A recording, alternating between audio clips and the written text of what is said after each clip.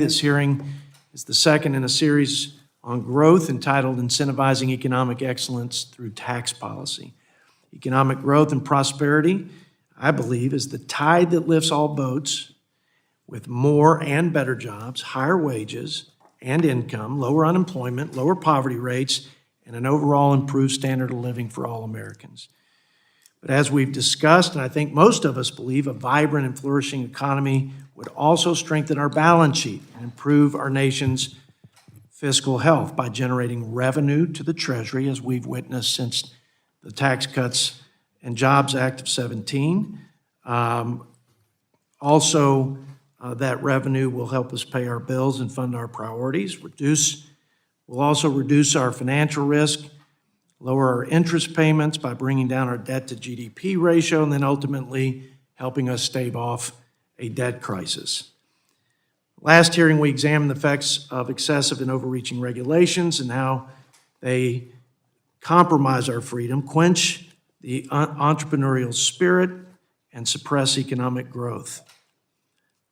We noted that President Biden, his regulatory track record at this point is 2 times previous President Obama, and the overall cost is at $360 billion. That is a major drag on the economy. We're going to focus today on the relationship between tax policy and economic growth, and again, its fiscal impact on our country and our country's future. Unfortunately, we are far from a rigorous and thriving economy today as our nation continues and our working families continue to suffer from sustained 40-year high inflation. And inflation is coming down. I want it to come down, but core inflation is sticking, and it's about the same as it was over the first year of this administration. We've seen the fastest pace of interest rate hikes in history. We've experienced 3 consecutive quarters of economic decline, with the most recent quarterly output at just around 1%. This is a direct result, in my opinion, of too much spending and wrong-headed policies. And I'll spare you all the litany of failed economic policies and the $11 trillion in spending that I believe have put us in this tough spot. And then for me, and I think most of our members, it's added $6 trillion to the national debt, which is already on an unsustainable course. We have to examine the relationship between good tax policy and our budget process. Congress has the power to tax. In 1913, the 16th Amendment gave us the power to tax directly to income. But what we pay for, the scope and mission of our republic, who we tax and how we tax, is of the utmost importance as we seek to responsibly pay our bills and encourage growth and ensure the financial health of the United States.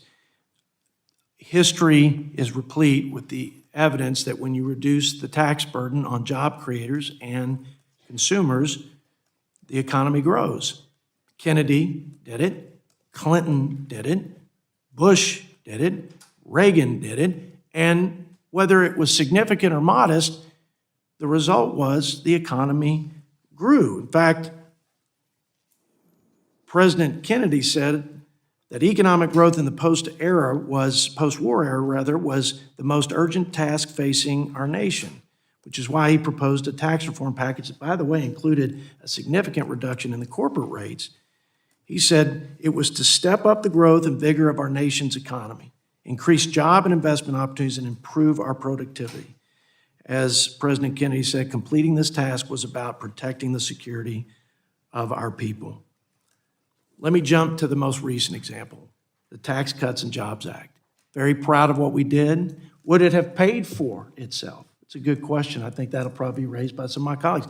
I don't know. I know that the economic feedback is positive. I know that we brought in more revenue than was projected and had to be upwardly revised several times by CBO. I think Republicans made a mistake not to include spending cuts. I'll say it, and I'll continue to say it.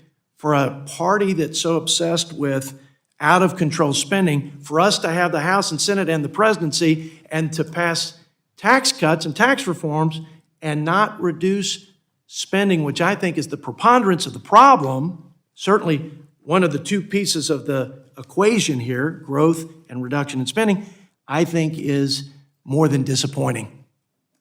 I think it's shameful, actually. And we can't repeat that if we are given the opportunity. But what tax cuts and tax reform did was to generate more capital investment than we've ever seen, more R&D investment than we've ever experienced. We had the lowest unemployment rate. We had the lowest poverty rate in recorded history. 6 million people lifted out of poverty. A lot of benefits accrued to this country. Namely, people were having better opportunities, higher paying jobs, and they kept more of their money. And that we experienced an economic renaissance. Rather than to go through all of my notes here, because I know I've filibustered before, I would just say we have to have the most simple and efficient tax code. We have to find a way to make it more simple and simpler and more efficient. We have to have a fair and equitable tax code. And there's going to be debate about what that means. For me, to have 40% of the American people not having any stake in their country is a problem. To have the top 10% paying 75% of the taxes, I think that's a problem. I think that's inequitable. But we can debate that, and we should. And then finally, we need a productive, the most productive and most competitive tax rate. We can't have China, communist China, have a lower tax rate on their businesses, their job creators, than we do in the United States. And even today, after lowering the corporate rates, you combine the state taxes on businesses and federal taxes, we're paying more than businesses in communist China, our competitor and our adversary. That's a problem. So let's work together, try to figure out how to get this right. We know the formula for success after World War II: cut spending, right-size the government, the bureaucracy, take on entitlement reform. That'll be a fun discussion. We haven't gotten there yet, but let's figure out how to grow this economy and leave our children a better country in a better spot with a brighter future.